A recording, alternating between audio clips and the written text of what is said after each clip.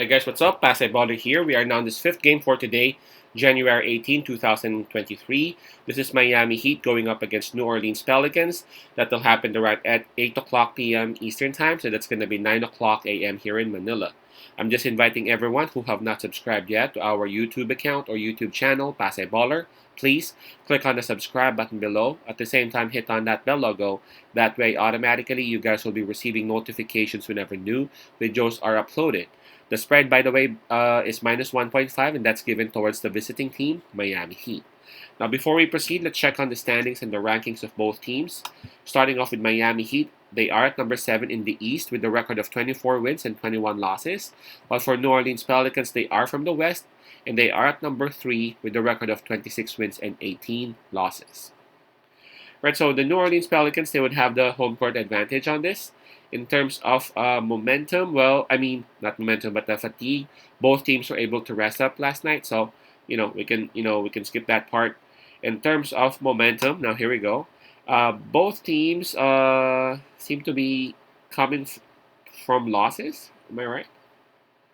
Yeah, Miami Heat this came from a loss. New Orleans Pelicans, I think so, right? Yes, they are also coming off a loss. So, um, we can't really tell. But if we take a look at the form, the Miami Heat team is looking better, winning 6 out of their last 10, while for New Orleans, winning just 4 out of their last 10 games.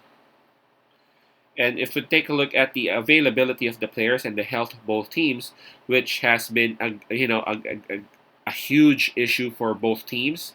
Taking a look at New Orleans Pelicans first, we have 3 players out: Zion Williamson, Liddell, and Brandon Ingram. Well, 2 of their best players out still. Herbert Jones is listed as questionable. So 3 players out, 1 player questionable. Now for Miami Heat, starting off with those who are listed out, we got Duncan Robinson and Omer Yurtseven.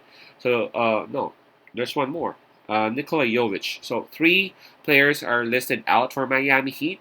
And then we have Adonis Haslem, Kyle Lowry, and Caleb Martin, all listed as questionable. So 3 players out, 3 players questionable. So that's for Miami Heat. So I'm going to give a slight advantage towards New Orleans Pelicans, even though some may actually put an argument that, hey, you know what? It's still Miami Heat's advantage because New Orleans Pelicans is actually losing like 40 or 45 points with them not having both Ingram and Zion Williamson on the court, and that is a very good point. Anyways, this is a good matchup for me. Both teams are suffering from health problems. New Orleans Pelicans again not having Zion and Ingram. Miami Heat, they may be having their stars, but in terms of their bench support, they're actually missing that because of injuries, and it's always been like that for Miami. But the thing about Miami Heat is they know how to win despite of those injuries. If you take a look at their record, they are at 24 and 21.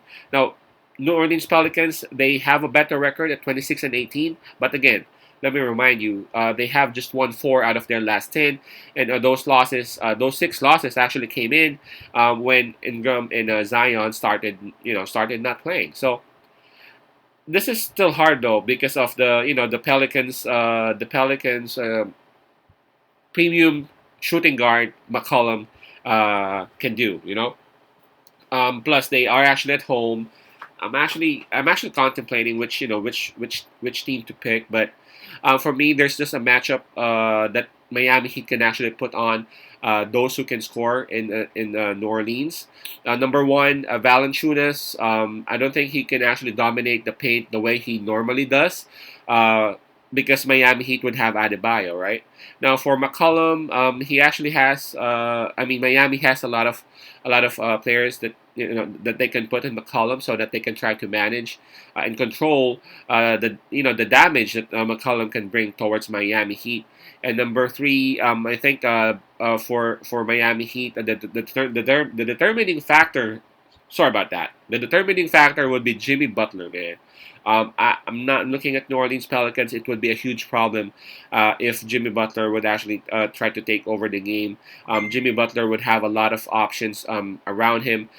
He's got Hero. That's another thing. He's got Hero around him. So Jimmy Butler attracts a lot of double teams whenever he actually drives to the basket, and he confuses the defense a lot, creating opportunities for the shooters of Miami Heat. Plus, again, Adebayo's right there. So Adebayo and Valanciunas, let's just cancel those two out.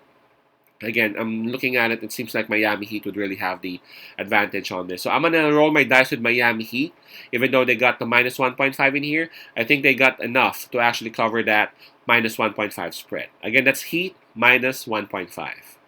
Peace out, Pasay love, and God bless.